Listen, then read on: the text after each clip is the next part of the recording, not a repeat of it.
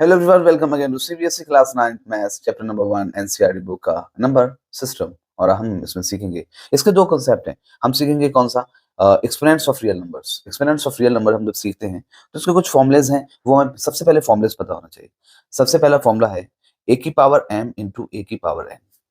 यहाँ पे आपने देखा दोनों का बेस कैसा है, अलग अलग है, बेस सेम है, पावर डिफरेंट है, तो क्या होगा मल्टीप्लाई में पावर क्या करेंगे, जुड़ जाएंगे।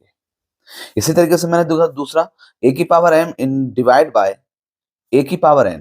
फिर से जो है क्या है, बेस सेम है, पावर अलग अलग है, डिवाइड हो रहा है तो पावर घट जाएंगे। तो हमने एक रूल सीख लिया कि डिवाइड में पावर घटते हैं और मल्टीप्लाई में पावर ऐड होते हैं। थर्ड वन, ए की पावर m इंटू बी की पावर m।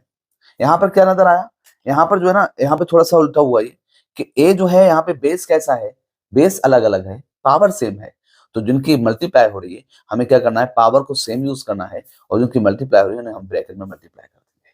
तो ए इंटू बी की पावर m। फोर्थ है ए की power m divide by b की पावर m। यहाँ पे क्या हो गया, देखो ए की पावर m है, बी की पावर m है, और दोनों डिवाइड में है। जब डिवाइड में है तो क्या हो जाएगा कि हम इसे किस तरीके से लिखेंगे कि हम इसमें जो है a डिवाइड बाय b की power n, right. Then fifth number पर a की पावर m की पावर n। यहाँ पे क्या है, आपको दिखाई दे रहा है a की पावर m है, की पावर n है, यहाँ पे पावर की पावर है। Whenever there is a power of power, हमें क्या करना होता है, हम पावर्स की आपस में मल्टीप्लाई कर देते हैं, राइट। एंड देन a की पावर माइनस m अगर है तो इसको मैं क्या लिखूंगा, एक मुझे पावर को पॉजिटिव करना है, पावर को पॉजिटिव करूंगा तो क्या होगा, ए का रेसिप्रोकल हो जाएगा 1 अपॉन ए, और पावर होगी पॉजिटिव 1 अपॉन ए की पावर, ठीक।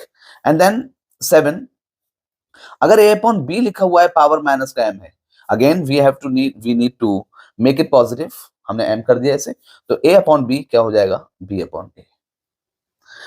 एट्थ वन, a की पावर 0 है, किसी भी नंबर की पावर अगर 0 लिखी हुई है इसका मतलब क्या होगा, ये 1 है। a की पावर m इंटू ए की पावर माइनस m, ऑब्वियसली इसकी वैल्यू कितनी होगी, 1 हो जाएगी। अब हम देखेंगे इन पावर का वर्क है होगा कैसे।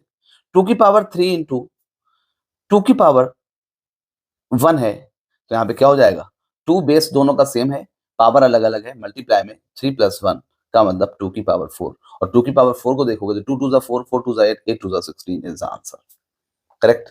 यहाँ पे क्या हो गया, देखो जैसे मैंने लिखा कि 3 की पावर 5 है डिवाइड बाय 3 की पावर 2, तो क्या होगा, 3 की पावर 5 माइनस 2 इक्वल्स टू 3 की पावर 2, और 3 की पावर 2 का मतलब हो गया कि इट इज 9। यहाँ पे हमने क्या किया, डिवाइड में था तो 5 से 2 को हमने सब्ट्रैक्ट कर दिया। फिर से देखें, यहाँ पे 2 की पावर 5 इंटू 3 की पावर 5, तो यहाँ पे पावर सेम है, बेस अलग अलग है, तो हम क्या करेंगे यहाँ पर कि 2 इंटू 3 की पावर 5 यानी कि 6 की पावर 5 वैल्यू निकाल लेंगे। अगर जैसे यहाँ पे लिखा हुआ है कि 2 की पावर 3 डिवाइड बाय 2 की पावर 5, नहीं 2 की पावर 3 डिवाइड बाय 3 की पावर 3।